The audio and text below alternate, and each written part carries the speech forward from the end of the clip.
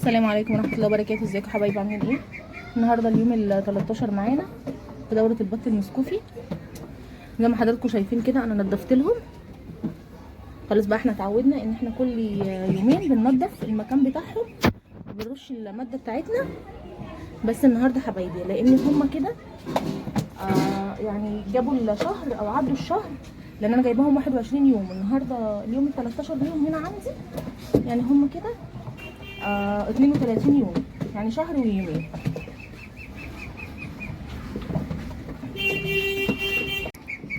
فهنبتدي نزود يا حبايبي الماده اللي هي بتمنع الريحه. هنحط قد ايه؟ بالتقريب كده يعني حوالي ربع كيلو، ربع كيلو من الماده اللي هي بتمنع الريحه ديت، علشان هم طبعا كل ما بيكبروا كل ما بياكلوا كل ما بيطلع لهم ريحه اكتر. فكل ما بيكبروا كل ما بنزود الماده دي علشان تمنع الريحه معانا.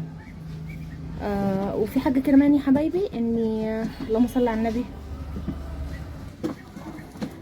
ان كمان يا حبايبي بدل ما هننضف كل يومين، يعني هننضف مثلا احنا نضفنا النهارده هنعدي بكره وهننضف بعد بكره، هيبقى كده يوم ويوم، هيبقى يوم ويوم معانا. فهنسمي الله دلوقتي وهنبتدي نرش الماده زي ما بنرشها كده كل مره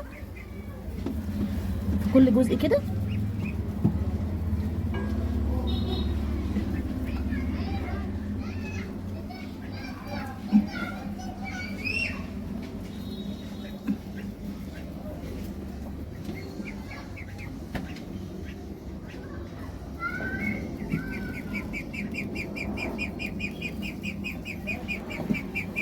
زي ما انتم شايفين كده حبايبي، برشها في كل مكان، مش بسيب مكان خالص ما فيهوش من الماده دي. وعلى فكره كمان يا جماعه الشركه بتفضل متابعه معاكم، يعني مفيش مره انا بعت لهم سالتهم على حاجه غير لما ردوا عليا للامانه. يعني بصراحه بيتابعوا معاكم، مش زي اي شركه مثلا بتاخدي منها المنتج وخلاص ما بتشوفهاش تاني. فدلوقتي هنسمي الله ونبتدي نحط لهم الاكل بتاعهم.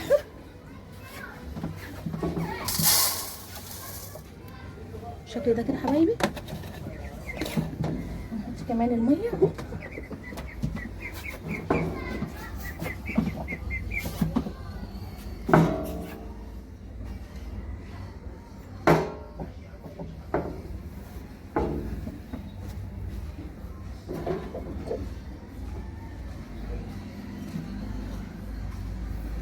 بكره كده هيبقى معانا اليوم ال 14، اليوم اللي هنحط فيه معلقه الخل. يعني احنا كل اسبوع زي ما اتفقنا هنحط معلقه خل كبيره.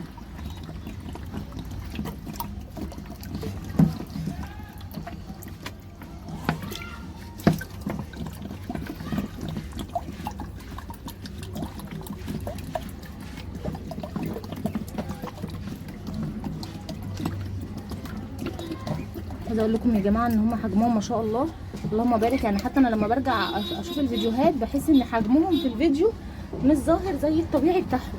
حجمهم في الطبيعي ما شاء الله اللهم بارك، لا ظهروا وبدا كمان يطلع لهم ريش.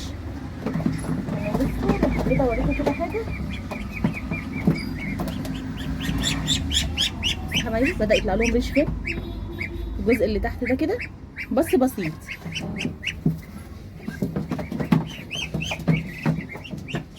طبعا ما نفرحش بالبطايه اللي بتكمل ريش، او الطائر عموما اللي بيكمل ريش بسرعه ده ما بيبقاش بيرمي معانا لحم.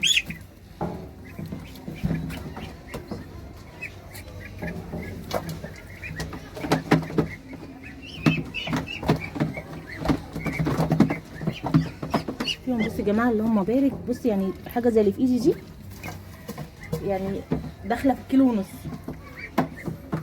فيهم طبعا صغيرين اللي هم بقى ايه، النوتشي بيبقى صغيرين شويه، يعني مثلا هنقول كيلو او كيلو الا حاجات بسيطه. وهم زي ما انتم عارفين الكميه بتاعتي ما فيهاش نوتشي كتير.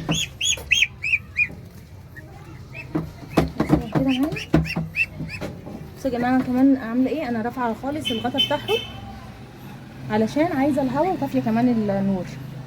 عايزه الهواء الطبيعي بتاعهم يخش لهم، الطبيعي بتاع ربنا يخش لهم علشان ما يحصل لهمش احتباس حراري. يعني بحاول كل فتره كده ان انا اهولهم علشان ما يحصل لهمش احتباس حراري ويحصل لهم اسهالات لا قدر الله او الكلام ده.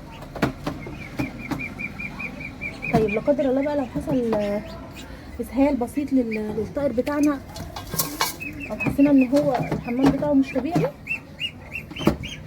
اول حاجه هنبتدي ان احنا نحط مثلا ليمونه